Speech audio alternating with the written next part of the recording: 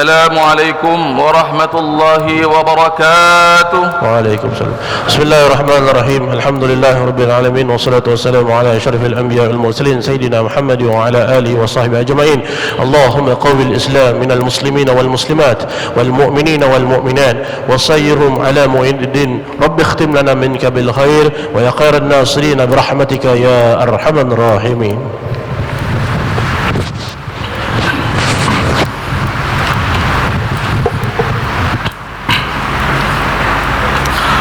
الله أكبر الله أكبر الله أكبر الله أكبر الله أكبر الله أكبر الله أكبر الله أكبر الله أكبر الله أكبر ما تقرب العبد بقربان الله أكبر ما رغب العابدون في الغفران الله أكبر ما حمده الإنس والجان الله أكبر ما جرت الكواكب بحسبان الله أكبر الله أكبر الله أكبر لا إله إلا الله والله أكبر الله أكبر ولله الحمد. الحمد لله الذي جعل هذا الشهر وجعل عبادة الحج وعيد الأضحى من شعائر الله وإحياها من تقوى القلوب. أشهد أن لا إله إلا الله وحده لا شريك له وأشهد أن سيدنا محمدا عبده ورسوله المبعوث رحمة للعالمين. اللهم صل وسلم وبارك على سيدنا محمد وعلى آله وأصحابه أجمعين. أما بعد فيا عباد الله اتقوا الله أوصيكم وإياي بتقوى الله فقد فاز المتقون. Saudara sidang jemaah yang dirahmati Allah, pada saat yang penuh dengan keberkatan ini, marilah kita sama-sama bermohon agar Allah Subhanahu wa taala menyuburkan terus keimanan dan ketakwaan kita kepadanya. Tak kala kita melakukan takbir, memuji kebesaran dan keagungannya, rendahkan hati kita. Hadirkan dalam sanubari kita sanjungan terhadap kehebatan Allah Subhanahu wa taala dengan merenung segala nikmatnya buat kita. Dialah yang memberi kita kesihatan, keimanan, keluarga dan harta agar kita dapat terus merasakan kedamaian dan kebahagiaan hidup di dunia yang sementara ini. Mudah-mudahan Allah Subhanahu wa taala menjadikan kita serta saudara mara kita yang sedang melaksanakan haji di kalangan mereka yang diridainya. Amin ya rabbal alamin. Allahu akbar Allahu akbar Allahu akbar Allahu akbar walillahil hamd. Muslimin dan muslimat yang saya kasihi, dengan bertandangnya Aidil Adha setiap tahun, kita akan diingatkan akan kisah pengorbanan Nabi Ibrahim alaihissalam dan anaknya Nabi Ismail alaihissalam. Begitu unggul kisah pengorbanan mereka sehingga menjadi tauladan yang disebut-sebut setiap kali Aidil Adha. Walau bagaimanapun, contoh kepribadian mulia Nabi Ibrahim alaihissalam tidak hanya terpapar ketika beliau melaksanakan perintah untuk menyembelih Nabi Ismail alaihissalam, tetapi juga kelihatan jelas pada keprihatinannya yang begitu besar terhadap kesejahteraan dan kebaikan keluarga serta anak-anaknya. Doa-doa yang beliau baginda Ibrahim alaihissalam panjatkan untuk anak-anak serta keturunannya melambangkan kasih sayang agung seorang ayah.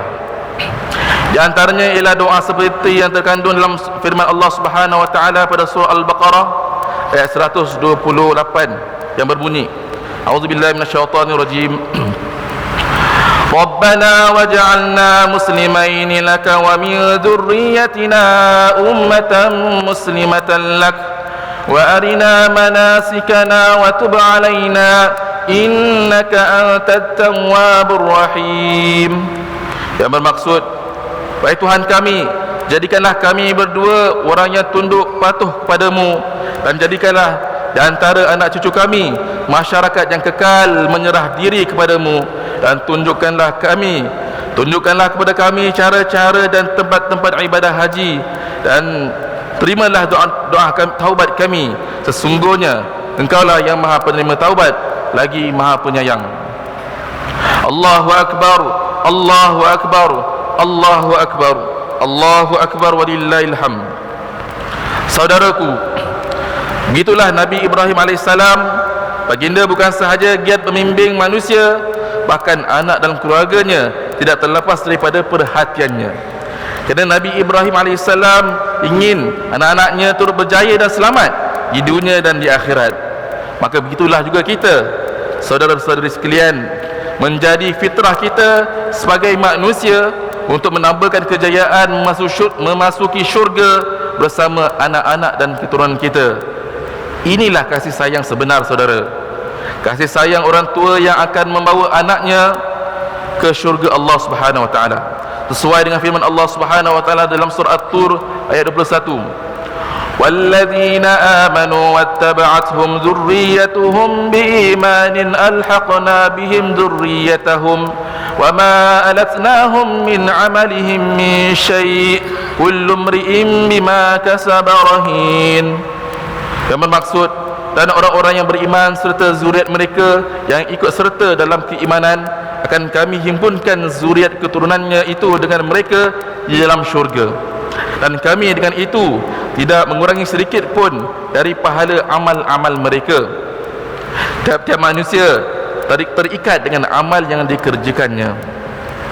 Namun saudara-saudari sekalian, dambaan kita ini tidak akan ke mana kalau hanya disandarkan dengan angan-angan dan mimpi sahaja.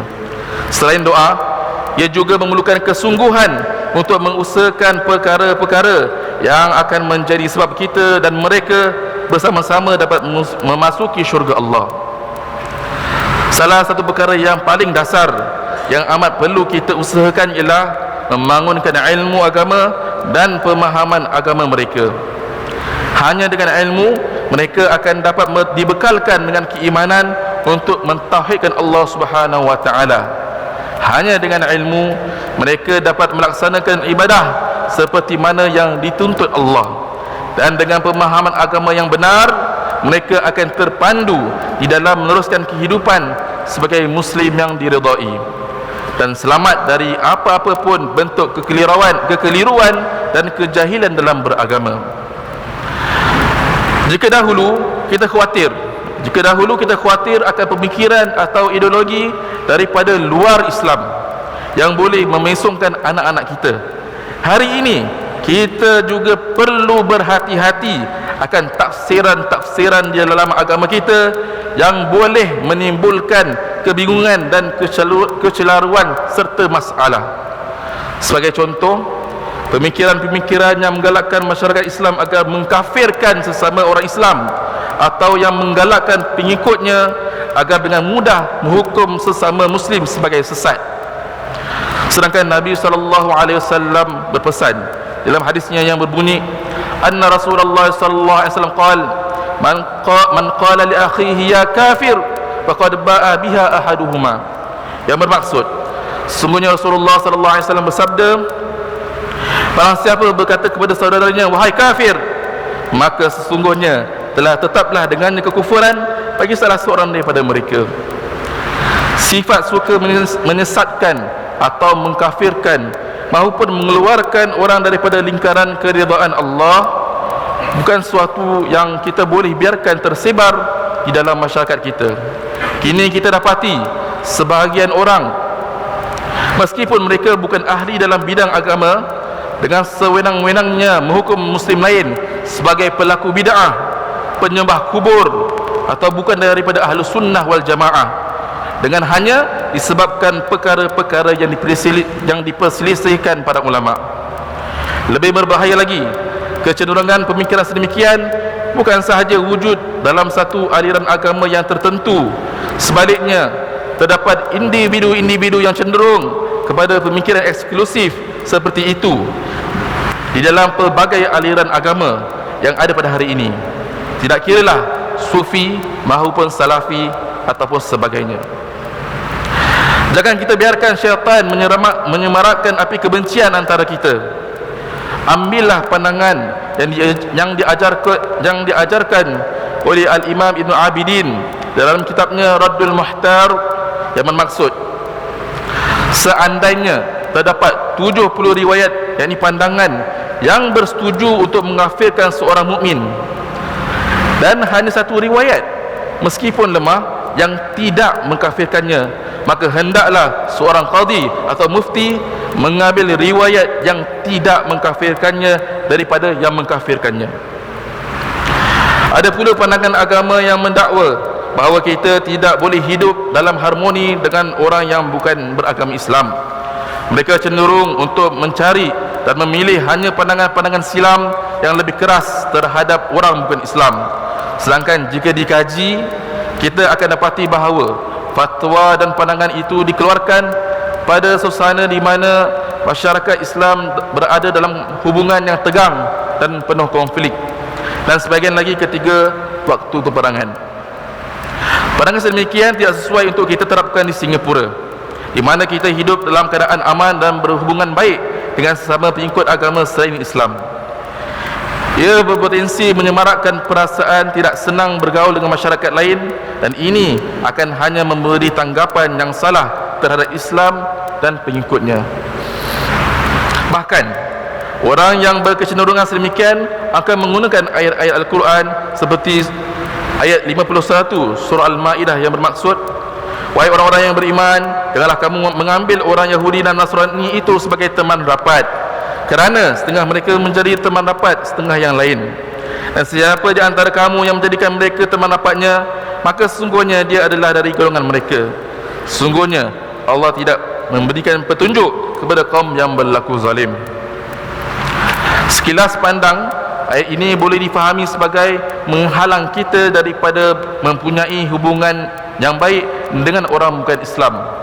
Tetapi kita perlu memahami apakah sebab ayat ini diturunkan, supaya kita dapat menerapkannya sesuai dengan tujuan ia diturunkan. Di dalam tafsirnya Al-Imam As-Suyuti rahimahullah ta'ala, beliau menyatakan bahawa telah diriwayatkan bahawa ayat ini turun ketika terjadi pertempuran dan pengkhianatan oleh kaum Yahudi kepada perjanjian damai mereka dengan Nabi SAW. Ini bererti ayat ini hanya sesuai digunakan dalam keadaan sedemikian. Ia bukanlah untuk menunjukkan bahawa kita tidak boleh langsung berhubungan baik dengan orang bukan Islam. Ia semestinya bukan dalil untuk menghalang kita daripada bertukar ucapan kesejahteraan untuk mereka atau bekerjasama dengan mereka dalam kehidupan bermasyarakat. Lebih-lebih lagi jika mereka merupakan teman dan jiran atau mungkin keluarga. Bahkan Rasulullah SAW pernah menggunakan khidmat orang bukan Islam dalam perkara yang amat penting. Contohnya, Nabi SAW menggunakan khidmat Abdullah bin Uraiqid, seorang yang bukan Islam, sebagai penunjuk jalan dalam perjalanan hijrah Rasulullah SAW ke Madinah. Dan juga Nabi SAW telah diberikan perlindungan oleh Mut'im bin Adi, seorang yang bukan Islam, sekembalinya baginda daripada peristiwa serangan di Taif. Allahu Akbar, Allahu Akbar, Allahu Akbar, Allahu Akbar, walillahil hamd. Saudaraku, pandangan-pandangan yang saya terangkan awal tadi, meskipun nampaknya seakan sah, namun boleh menimbulkan dalam hati kita bibit-bibit kebencian dan rasa tidak senang sesama Muslim dan bukan Muslim. Pandangan sedemikian juga boleh menimbulkan perasaan tidak senang untuk tinggal di dalam negara majmuk seperti Singapura dengan alasan bahawa Singapura kurang Islamik. Jika dibiarkan pandangan sedemikian mempengaruhi minda anak-anak dan keluarga kita, saya khawatir mereka lantas boleh terpesong daripada landasan kebaikan dan rahmah yang diinginkan agama. Bahkan lebih teruk lagi jika akhirnya mereka termakan di ayat kumpulan sedemikian yang mengajak kita kepada melakukan perbuatan keganasan yang boleh meragut nyawa-nyawa yang tidak berdosa. Untuk itu berhati-hatilah daripada siapa kita memetik panduan agama kita kita perlu memastikan bahawa guru agama yang mengajar kita dan keluarga kita mempunyai kemahiran serta penguasaan ilmu agama yang benar, serta mampu mengajar Islam sesuai dengan suasana kehidupan kita di negara Singapura. Adakah kita sanggup menuntut ilmu agama daripada guru yang mengajar kita ajaran yang bermasalah seperti yang saya sebutkan awal tadi? Saya yakin semestinya tidak. Atas dasar itulah, maka ulama dan guru-guru agama mapan di negara kita bersama MUIS dan Pergas telah menubuhkan sistem pengiktirafan asatizah atau ARS lebih daripada 10 tahun yang lalu. Ia bertujuan memastikan masyarakat yang ingin mendapatkan khidmat bimbingan agama untuk dapat mengenal pasti asatizah yang terlatih dan mempunyai kemahiran yang diperlukan. Diharapkan dengan sistem pengiktirafan ARS, kewibawaan institusi pendidikan Islam di Singapura akan terpelihara daripada individu yang tidak bertanggungjawab dan ingin menyampaikan pandangan agama yang bermasalah atau mungkin sesat. Selain itu, pastikan juga apakah kandungan pembelajaran agama yang anak-anak kita perolehi sama ada daripada kelas agama maupun melalui pengajian di internet. Kita sebagai ibu bapa perlu memiliki sikap ingin ambil tahu.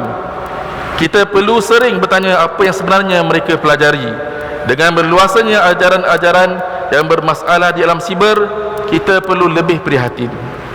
Sekiranya kita mendapati anak-anak kita sebagai contoh mula berbicara mengenai perjuangan bersenjata untuk suatu kelompok, kaum, negara Islam atau yang serupa dengannya, pastikan kita dapatkan bantuan segera di masjid-masjid tempatan maupun melalui talian langsung ke pejabat mufti atau kumpulan pemulihan agama atau RRG. Baiklah saudara, kita rendahkan hati kita dan kita panjatkan harapan kepada Allah Subhanahu wa taala. Ya Allah, Tuhan pelindung Kaabah, lindungilah kami, amin, keluarga dan masyarakat kami, amin, daripada segala anasir keburukan di amin dunia maupun di akhirat. Amin. Peliharalah keimanan dan ketakwaan kami, amin, dengan ilmu yang benar dan yang Kau ridai. Amin. Dan pandulah kami dengan cahaya hidayah-Mu, amin, yang tiada terpadam.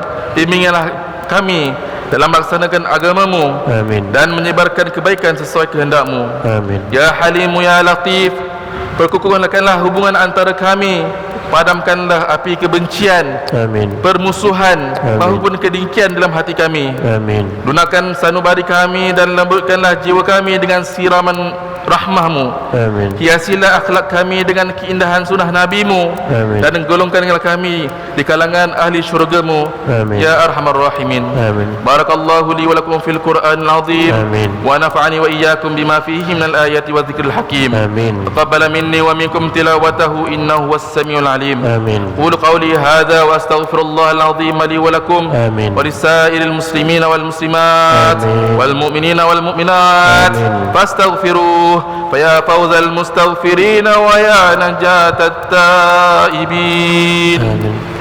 اللهم إنك عفو كريم تحب العفو فاعف عنا وعن والدينا وعن جميع المسلمين والمسلمات والمؤمنين والمؤمنات الأحياء منهم والأموات برحمتك يا أرحم الراحمين.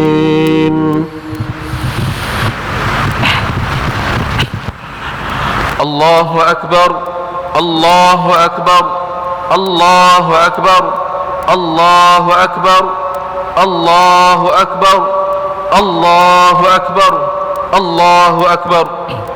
الحمد لله الذي أعاد الأعياد وكرر، أحمده سبحانه أن خلق وصور، وأشهد أن لا إله إلا الله وحده لا شريك له شهادة يثقل به الميزان في المحشر.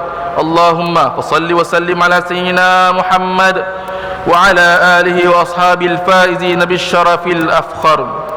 أما بعد، فيا عباد الله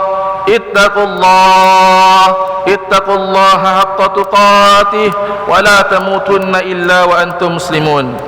وصلوا عباد الله على رسول الهدى وخير الوراء، وقد أمركم بذلك المولى جل وعلا حيث قال: إن الله وملائكته يصلون على النبي يا أيها الذين آمنوا صلوا عليه وسلموا تسليما اللهم صل وسلم وبارك عليه اللهم صل وسلم على رسولك المجتبى ونبيك المصطفى سيدنا محمد أفضل الخلق وخير الورى وعلى آله وصحبه أهل الصدق والوفاء وارض اللهم عن الخلفاء الراشدين المهديين أبي بكر وعمر وعثمان وعلي رضي الله عنهم وعن بقية الصحابة والقرابة أجمعين وتابعيهم بإحسان إلى يوم الدين اللهم اغفر للمسلمين والمسلمات آمين. والمؤمنين والمؤمنات آمين. الأحياء منهم والأموات آمين. إنك قريب مجيب الدعوات آمين. وغافر الذنوب والخطيئات آمين. ربنا ظلمنا أنفسنا وإن لم تغفر لنا وترحمنا لنكونن من الخاسرين آمين.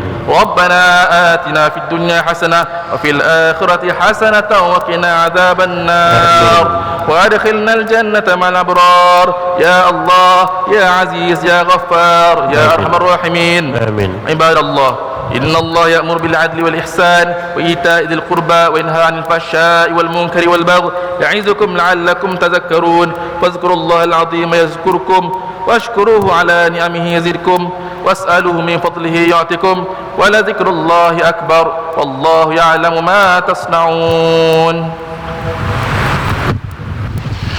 الله أكبر الله أكبر الله أكبر